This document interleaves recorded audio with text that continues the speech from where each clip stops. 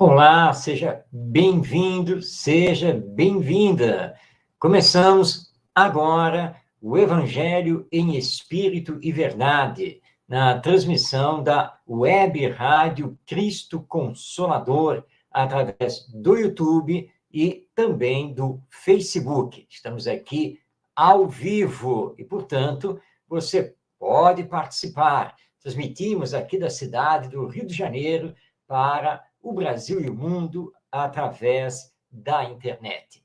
Nosso programa tem a finalidade de estudar os ensinos do Mestre Jesus à luz da doutrina espírita e dividimos o programa em 4 partes. Na primeira, estamos estudando o Evangelho segundo o Espiritismo de Allan Kardec.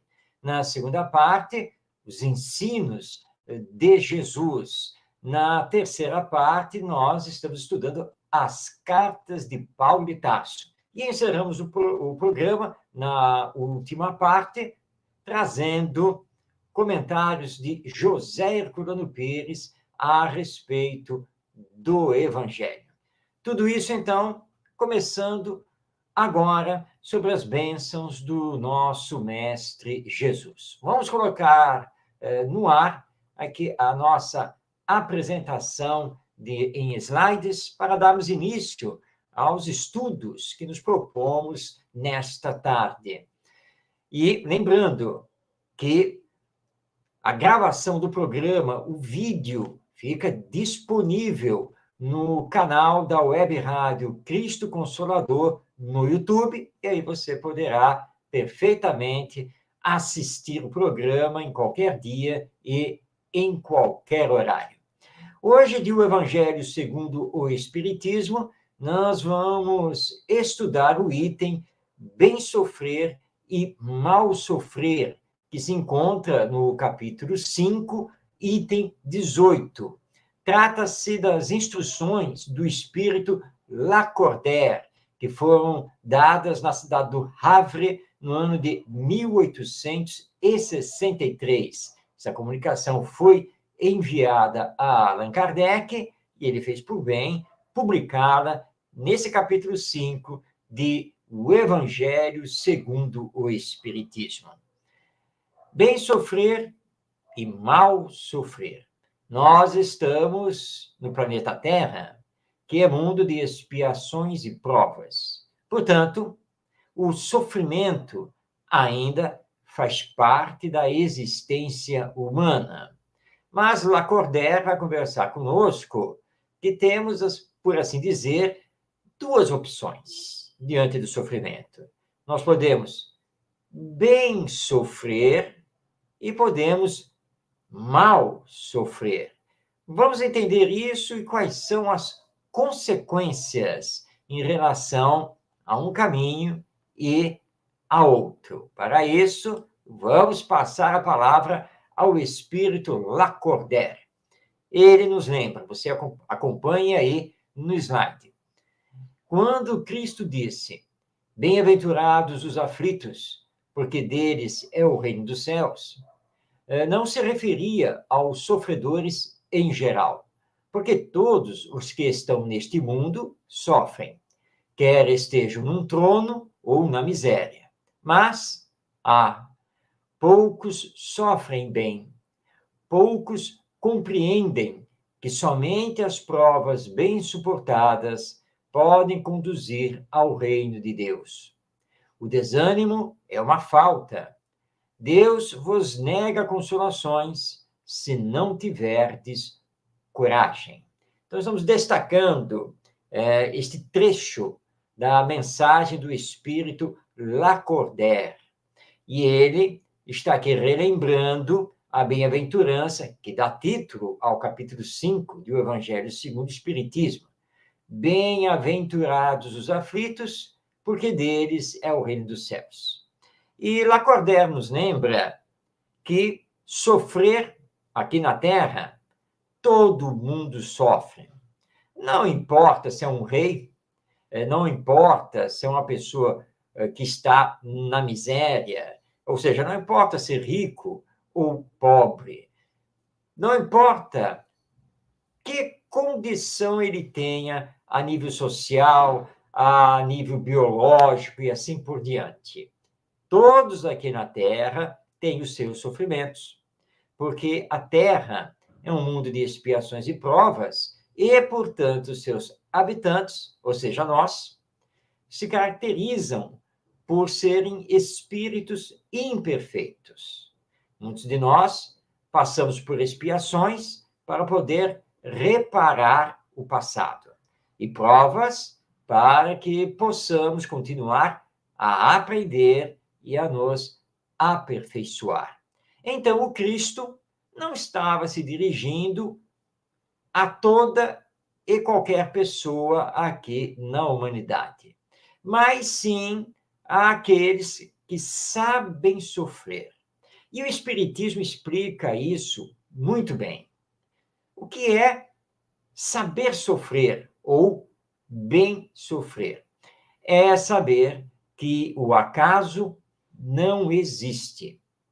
É saber que tudo está de acordo com os desígnios e as providências divinas. É saber que tudo tem a sua razão de ser e que a dor e o sofrimento sempre serão para o nosso bem, para que possamos prosseguir a nossa jornada evolutiva. Então, Jesus, quando diz bem-aventurados os aflitos, está se referindo a esses que sabem ter resignação, mas que não perdem a coragem, a força de vontade de continuar a viver e de lutar por dias e condições melhores na existência humana. Esses são bem-aventurados, porque quando desencarnarem, receberão 100 por 1 por essa resignação e por esse esforço. E Jesus, então, também nos diz que o desânimo, o se entregar à vida ou desistir da existência humana é uma falta perante a lei divina. Então, no depois da morte, não haverá consolação. Pelo contrário, nós teremos que amargar as consequências dessa nossa desistência, desse nosso ato de desanimar e nos deixarmos abandonar aqui na Terra. Isso é uma falta grave perante a lei divina. Então, bem-aventurado é aquele que sabe sofrer, que se resigna, porque sabe que é para o seu bem, porque o acaso não existe, e que continua na sua tarefa, na sua missão aqui na Terra. Esse será muito bem recebido de volta ao mundo espiritual, onde o sofrimento, obviamente, irá cessar e ele terá um encontro com a felicidade, mesmo que seja ainda uma felicidade relativa. Tudo isso nós estamos extraindo desta fala do espírito Lacordaire, que está no capítulo 5 de O Evangelho segundo o Espiritismo, quando ele está conversando conosco a respeito do bem sofrer e do mal sofrer. Mas vamos a mais um destaque do seu texto. Estamos aí colocando na tela para que você possa acompanhar. Diz então o Lacordaire: quando vos atingir um motivo de dor ou de contrariedade, tratai de elevar-vos acima das circunstâncias. E quando chegardes a dominar os impulsos da impaciência, da cólera ou do desespero, dizei com justa satisfação: eu fui o mais forte. Bem-aventurados os aflitos pode, portanto, ser assim traduzido: bem-aventurados os que têm a oportunidade de provar a sua fé, a sua firmeza, a sua perseverança e a sua submissão à vontade de Deus, porque eles terão centuplicadas as alegrias que lhes faltam na terra, e após o trabalho virá o repouso. Bem, vamos compreender estas palavras do Espírito Lacordaire. Primeiramente, ele está nos lembrando que precisamos nos elevar acima das circunstâncias da vida humana, e principalmente quando uma contrariedade, quando qualquer coisa nos atinge e provoca sofrimento. Ele diz que nós precisamos dominar os impulsos da impaciência, da cólera e do desespero. E realmente ele tem razão, porque cólera, desespero, impaciência são péssimos conselheiros. Normalmente nos desequilibram e complicam as situações que enfrentamos aqui na vida humana. Então é preciso ter paciência, mansuetude, tolerância, autocontrole, para que possamos exclamar, como ele coloca aqui no seu texto, eu fui o mais forte. E nesse caso é o eu espírito, que eu sou, que você é, que todos somos, e que precisamos nos colocar acima das questões humanas, que às vezes são pequenas questões e que não deveriam nos desequilibrar. E aí o próprio Lacordaire faz uma interpretação do bem-aventurado dos aflitos, que ele diz que o significado é bem-aventurados os que têm a oportunidade de provar a sua fé, a sua firmeza, a sua perseverança e a sua submissão à vontade de Deus. E justamente para isso que servem as provas. O próprio nome já diz, é uma prova. Ou seja, é uma situação que vamos enfrentar para provar a nossa fé, para provar a nossa força de caráter, a nossa firmeza, a nossa perseverança e provar que, de fato, acatamos os desígnios de Deus, nosso Pai, que é perfeito e que sabe de nós e das nossas necessidades. E aí Lacordaire nos diz que esses que souberem enfrentar o sofrimento com essa fé, com essa firmeza, com essa perseverança, com essa resignação, todos esses terão, então, centuplicadas as alegrias. Obviamente que isso vai acontecer depois da morte. Daí, o encerramento que ele faz ao seu pensamento. Após o trabalho, virá o repouso.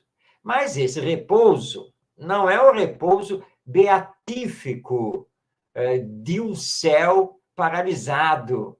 Não, porque no mundo espiritual, após a morte, nós vamos continuar o processo de evolução, vamos continuar os aprendizados, as tarefas a cumprir.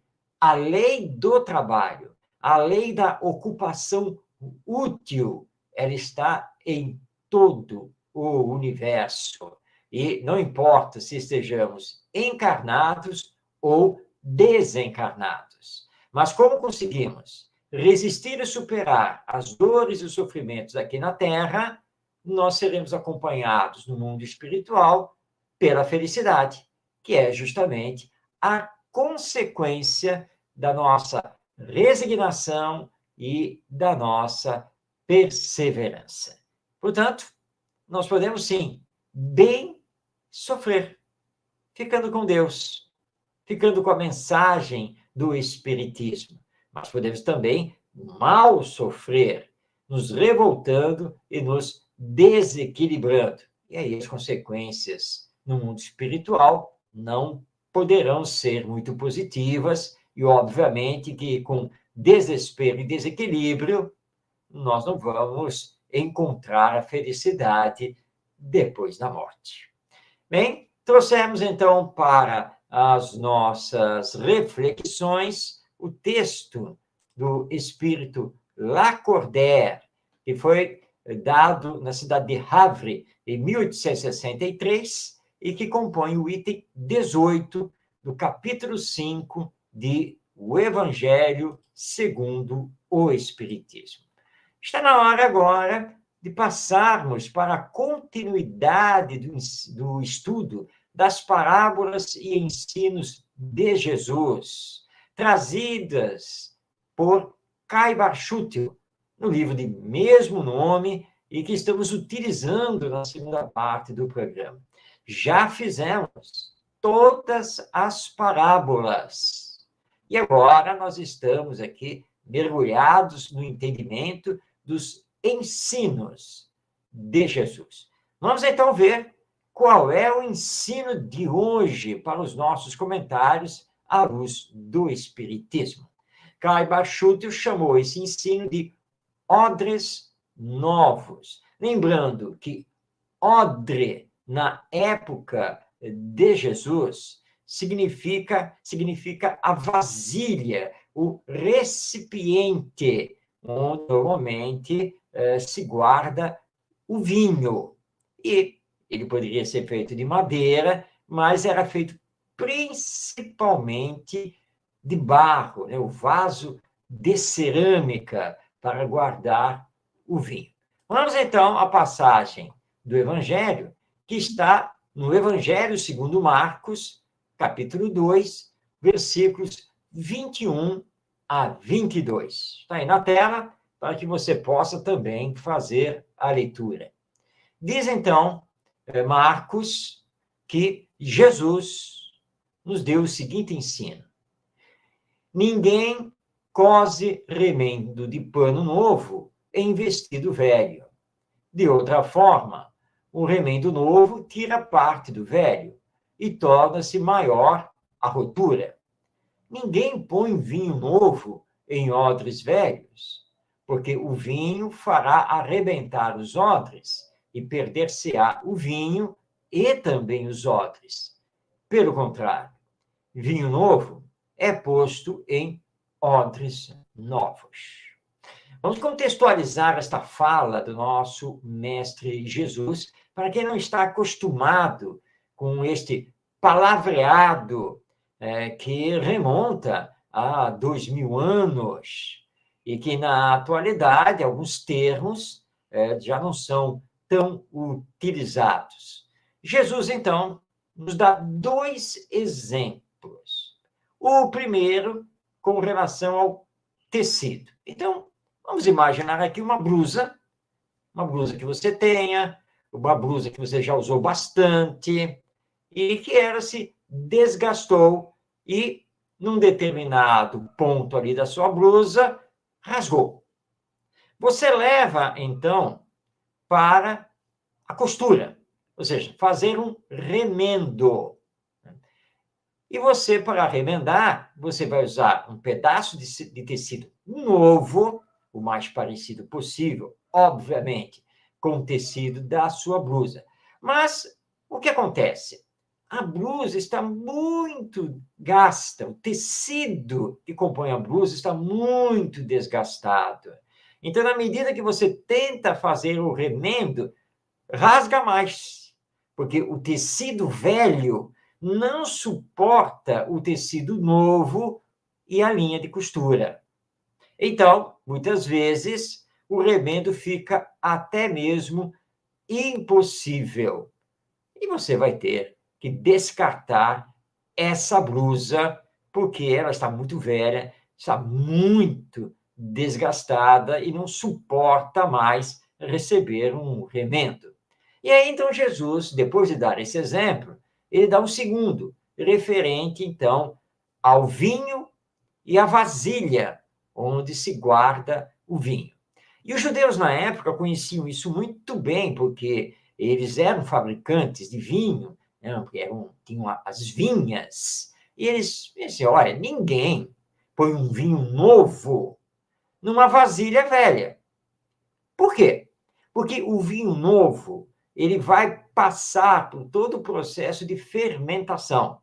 Se a vasilha já é muito usada, ela é velha, provavelmente não suportará a fermentação do vinho novo. E se ela não suportar, ela vai rachar ou mesmo ela vai arrebentar. E se ela rachar ou arrebentar, o que vai acontecer? Vamos perder o vinho. E, obviamente, a vasilha, o odre, também vai embora. Por isso, então, Jesus nos alerta: vinho novo é colocado em odres novos, em vasilhas novas, que suportarão, então, a fermentação do vinho.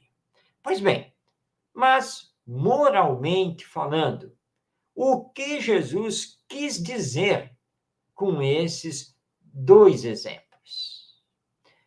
Com o Espiritismo, nós entendemos que Jesus veio trazer uma nova revelação para nós. A revelação do Deus Pai, do Deus Amor. E que o amor, como lei divina, é que rege o universo e deve reger a nossa vida de relação. Para compreendermos isso e colocarmos o amor em prática, há necessidade de nos renovarmos, de sermos homens novos e deixarmos o passado no passado. Ou seja, precisamos mudar a nossa mentalidade, precisamos mudar as nossas práticas, precisamos realizar transformação moral, que também é muito conhecida como sendo a reforma íntima. Porque se não fizermos isso, a velha cultura que está conosco fará com que rejeitemos as novas lições. Isso tanto no tocante ao Evangelho, como também com relação ao Espiritismo. Novas informações requerem de nós novos entendimentos, novas posturas, novos comportamentos. Era isso que Jesus estava querendo dizer ao dar esses dois exemplos, do remendo novo em pano velho e do vinho novo num recipiente velho. A lei é de evolução. E como a lei é de evolução, requer que não fiquemos parados no tempo. Requer que possamos ir sempre para frente e estarmos abertos para receber e agasalhar os novos ensinos trazidos tanto pela religião, quanto pela ciência, quanto pelas artes, enfim, pela cultura humana. Precisamos vivenciar o Evangelho em espírito e verdade. Precisamos vivenciar a imortalidade da alma em espírito e verdade.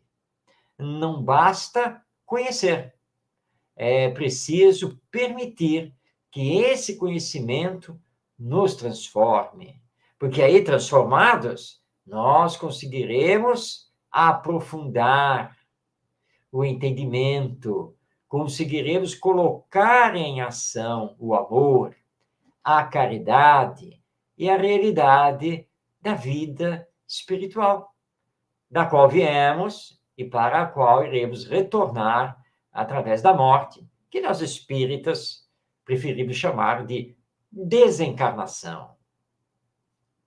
Sair da matéria, deixar o corpo orgânico, retornando ao mundo espiritual, que nada mais é do que uma outra dimensão da vida e interpenetrada com a dimensão material, a qual estamos agora vivenciando.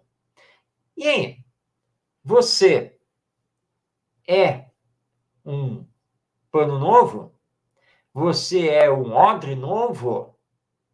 Ou você ainda está arrastando consigo atavismos, coisas de existências passadas, ideias retrógradas, comportamentos ainda inadequados? Em contato com o Evangelho e com o Espiritismo, você conseguiu se renovar?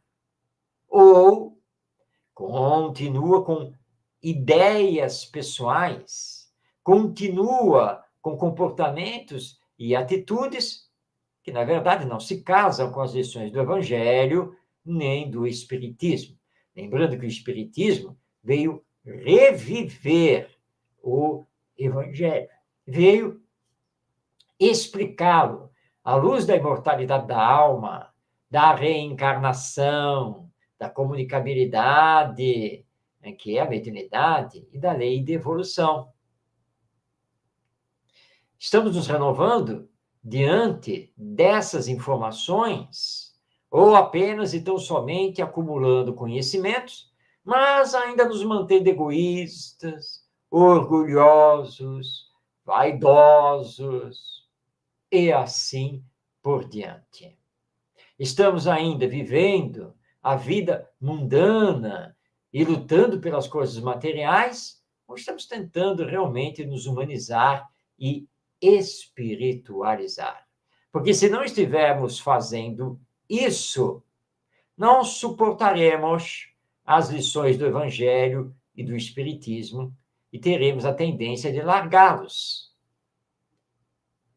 Mas, com isso, podemos cair ou no fanatismo religioso, ou no materialismo, ou mesmo no misticismo.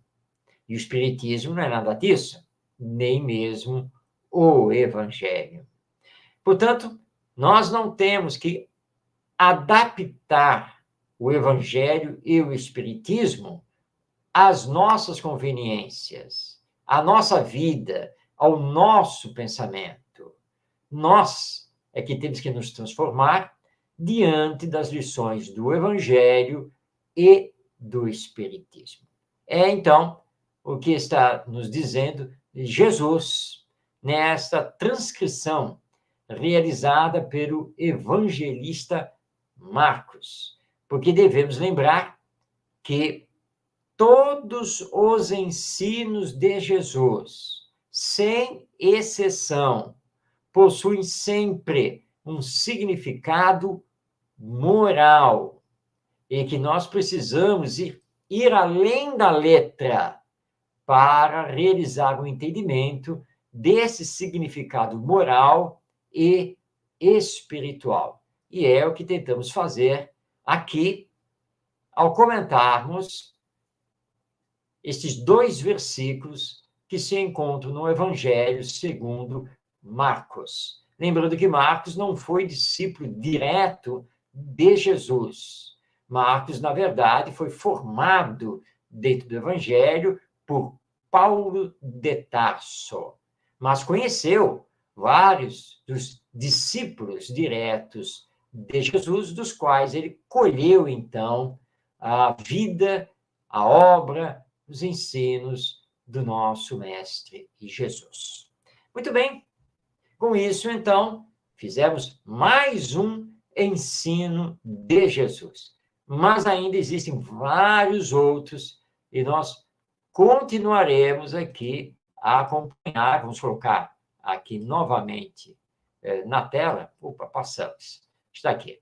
Vamos continuar a acompanhar o livro Parábolas e Ensinos de Jesus, de Carl Schuttel, que é um livro publicado pela Casa Editora O Clarim e que recomendamos a você para adquirir e para fazer a sua leitura, que com certeza vai muito lhe enriquecer. Bem, com isso chegamos já na metade do nosso programa. Já vimos o tema do Evangelho segundo o Espiritismo, o bem e o mal sofrer. Acabamos de estudar um dos ensinos de Jesus. E agora nós vamos abrir no programa de hoje a primeira carta de Paulo aos Tessalonicenses. Antes de estudarmos aqui este versículo que estamos destacando desta primeira carta de Paulo aos Tessalonicenses, vamos conhecer a história dessa carta. À época de Paulo de Tarso, a cidade de Tessalônica era a capital da Macedônia e recebeu a visita pessoal de Paulo de Tarso, que nela organizou a primeira comunidade cristã. Tessalônica, na época, tinha um porto que era muito importante para o Império Romano, e a cidade recebia muitos estrangeiros, e com isso ela possuía também uma forte comunidade judaica. Essa comunidade, formada pelos judeus, se opôs à pregação evangélica de Paulo de Tarso e fez com que ele tivesse, então, que abandonar a cidade antes do que ele havia planejado, porque lá em Tessalônica, Paulo foi ameaçado pelos judeus de morte. Mas isso não aconteceu. Historicamente, essa primeira carta aos Tessalonicenses é o mais antigo documento literário cristão conhecido. E nela, Paulo de Tarso, ao escrever a comunidade cristã de Tessalônica, ele revela a sua alegria, porque apesar da perseguição da comunidade judaica, os cristãos lá de Tessalônica resistiram aos ataques e continuaram os trabalhos de estudo e divulgação do Evangelho do Cristo. Os pesquisadores do Evangelho são basicamente unânimes em afirmar que Paulo escreveu a primeira carta aos Tessalonicenses quando ele estava na cidade de Corinto, lá na Grécia, e que essa carta foi escrita entre os anos 50 e 51. O espírito Emmanuel, através do médium Francisco Cândido Xavier, no seu romance Paulo e Estevão, ele corrobora essa informação. Sim, de fato, a primeira carta aos Tessalonicenses foi a primeira carta escrita por Paulo de Tarso às comunidades cristãs então existentes. E que ele escreveu, sim, na cidade de Corinto, e justamente entre os anos 50 e 51, inaugurando um novo período de divulgação do Evangelho, que passa a ser feito, então, pelas cartas, não mais pelas visitas pessoais de Paulo de Tarso. E nessa primeira carta, ele, então, incentiva os cristãos de Tessalônica para continuarem firmes, espalhando a boa nova. Muito bem, vamos então a este versículo, onde Paulo diz: uma vez que Deus nos achou dignos de confiar-nos o Evangelho, falamos não para agradar os homens, mas sim a Deus, que perscruta o nosso coração. Vamos ao entendimento desta fala de Paulo de Tarso. Quando somos considerados dignos de realizar uma tarefa, nós compreendemos que quem está delegando a tarefa para nós está confiando na nossa capacidade e responsabilidade em realizar a tarefa. Se a pessoa não confiasse em nós, sem nenhuma dúvida, entregaria a tarefa para outra pessoa, não é mesmo? Na divulgação e exemplificação do Evangelho, Isso não é diferente por parte de Deus, nosso Pai, que tudo rege no universo. Ele sabe o que está no nosso coração. Ele sabe quais são os nossos sentimentos. Ele sabe se temos ou não condição de realizar esta ou aquela tarefa em nome do Evangelho. E vai nos pautar tarefas maiores na medida em que nos fortalecemos moralmente. E realizar essa tarefa, que é uma outorga divina, não é para recebermos louros, os aplausos dos homens e mulheres que aqui se encontram encarnados. Quem abraça o Evangelho tem uma missão a cumprir com o desígnio divino ligado ao Evangelho. Infelizmente, nós assistimos que muitos se perdem porque tentam acomodar os ensinos evangélicos às próprias conveniências. Outros se perdem porque cultivam interpretações falseadas pelo egoísmo, pelo orgulho e pela vaidade. Ainda outros, com o evangelho, retardam a própria marcha e a marcha dos outros, porque duvidam, no fundo, da própria fé. Deus não quer que falemos para agradar os homens. A verdade é uma só. E, portanto, nós temos que esclarecer pela verdade.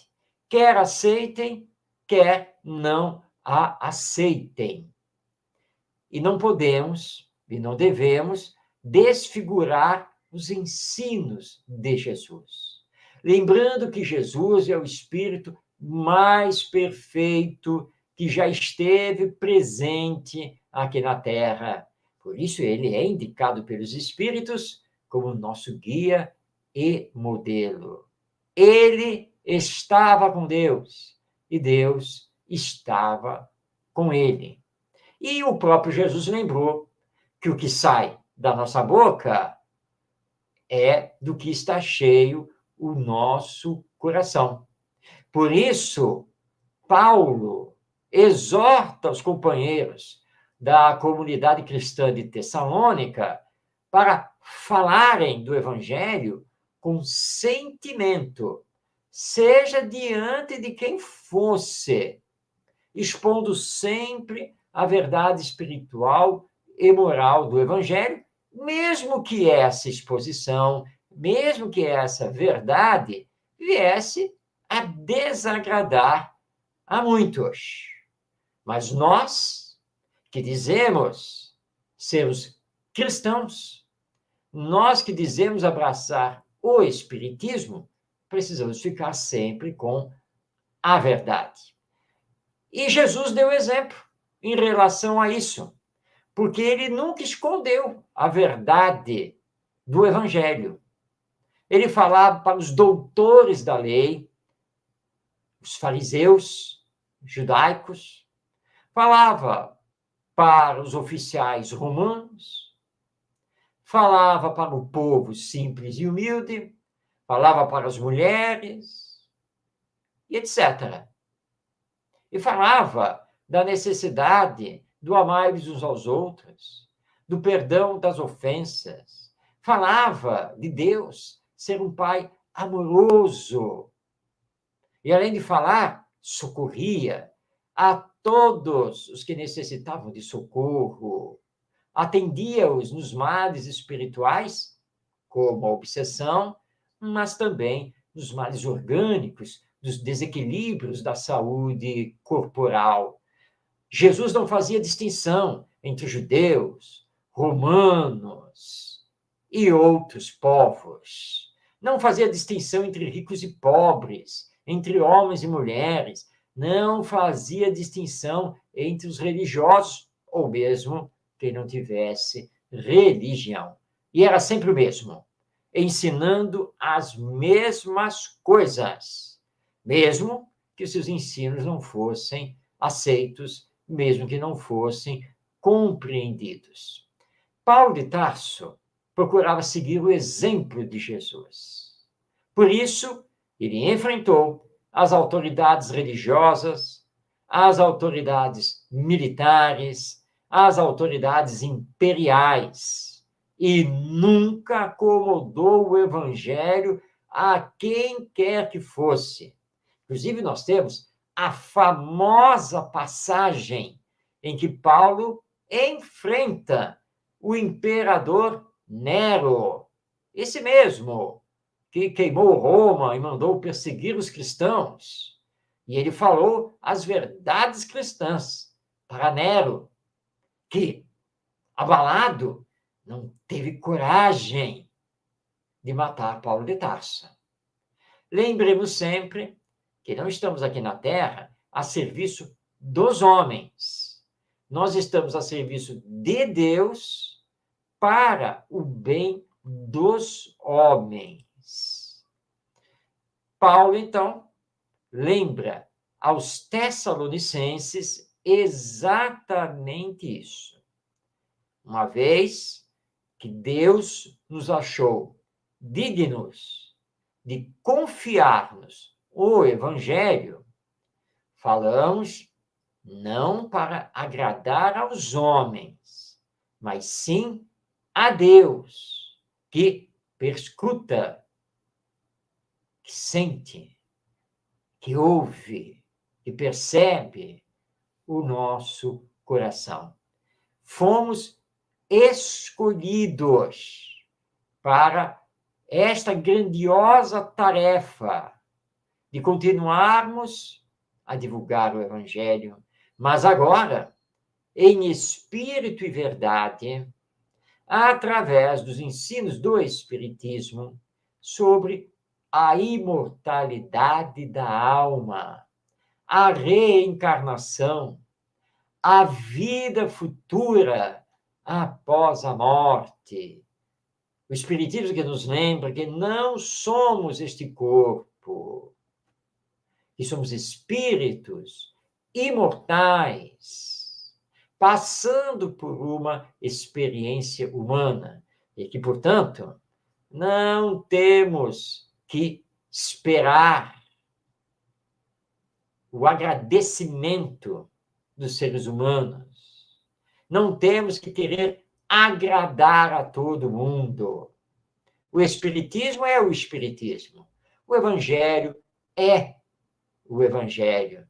Não nos compete fazer adaptações, adulterações, acomodações às circunstâncias.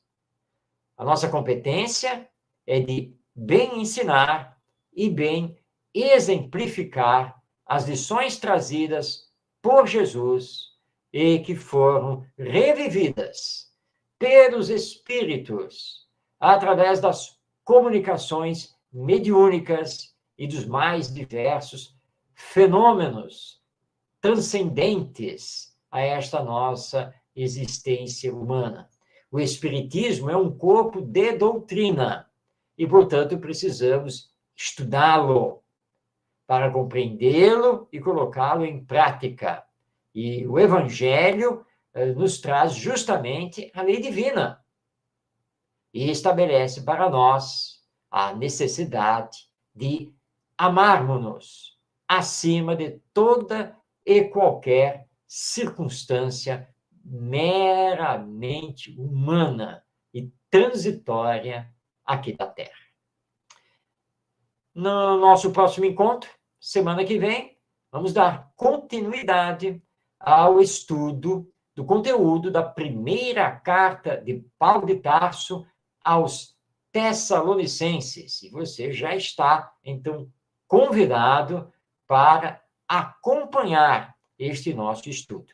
E, como sempre fazemos, chegou a hora da nossa dica literária espírita a respeito do Evangelho. Hoje nós estamos destacando o livro Parábolas de Jesus à luz da doutrina espírita. Esse livro foi escrito a várias mãos, com a organização do Rafael Papa.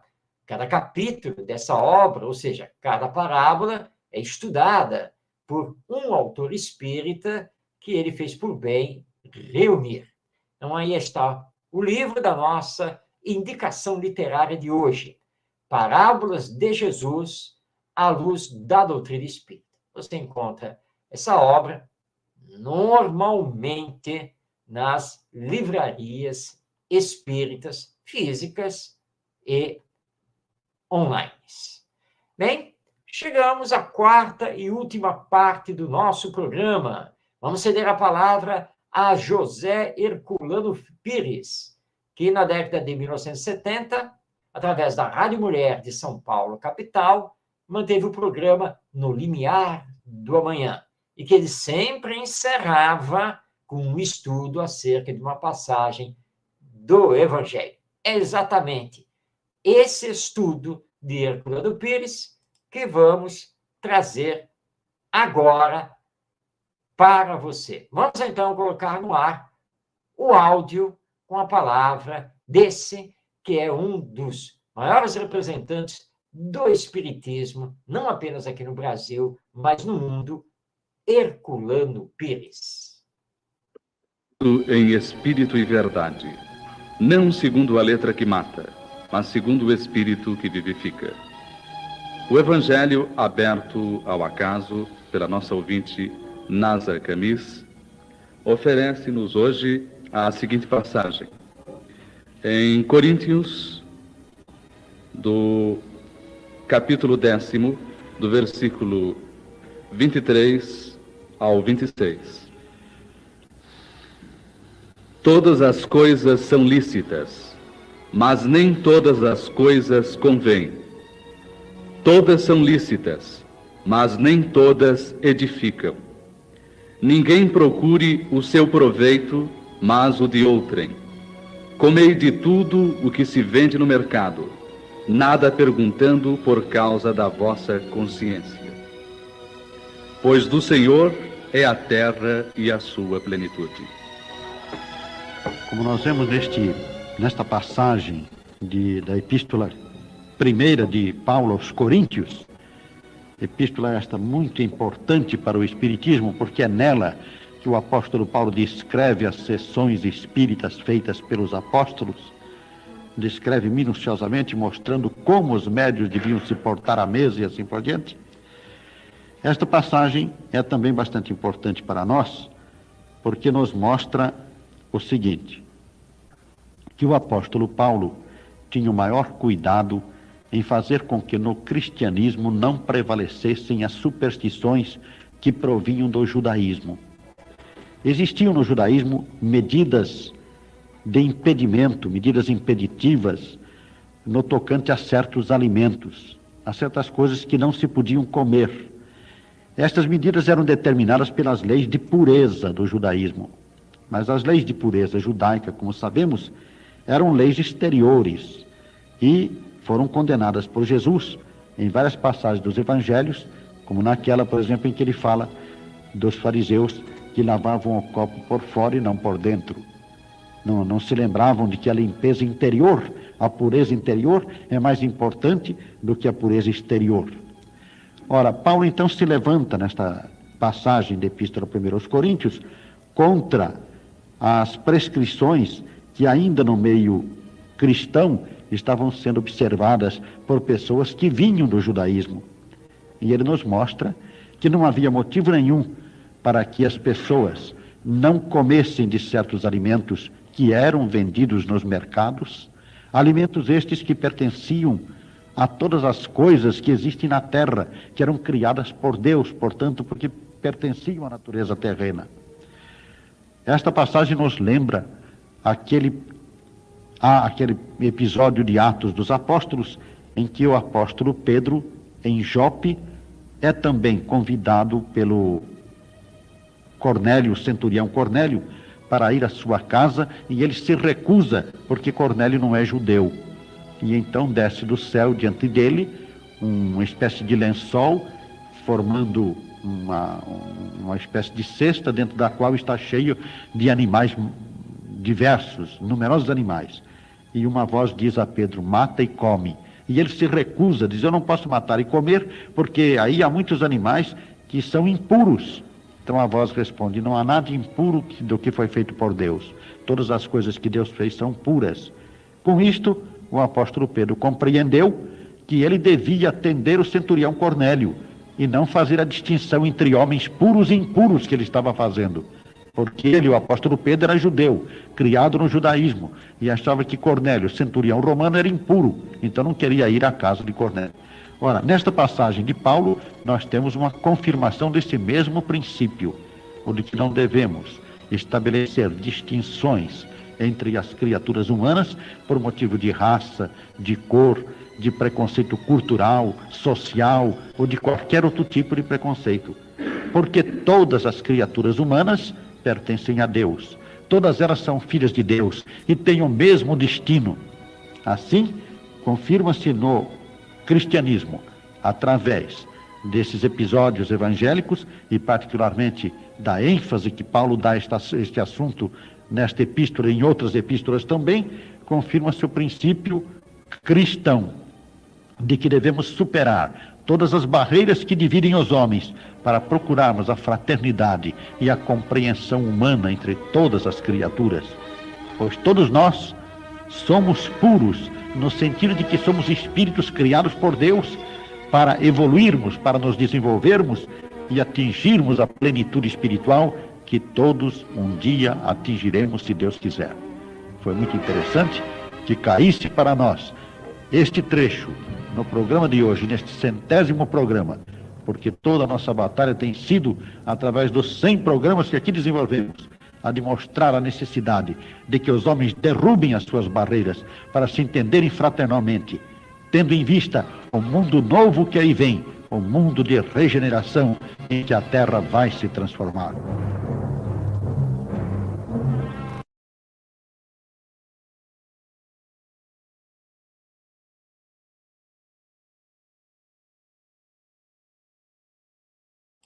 Trouxemos, então, esta belíssima palavra de José Herculano Pires para a nossa reflexão no programa de hoje, fazendo, sem nenhuma dúvida, um belo encerramento, porque é muito gratificante ouvirmos José Herculano Pires nos seus comentários sobre o Evangelho. Bem, chegamos ao final de mais o Evangelho em Espírito e Verdade, na transmissão da Web Rádio Cristo Consolador. Muito obrigado pela sua companhia. Que Jesus, nosso Mestre, nos abençoe e que possamos nos reencontrar na próxima semana. Receba o meu abraço e o meu desejo de paz em sua vida. Até o nosso próximo encontro.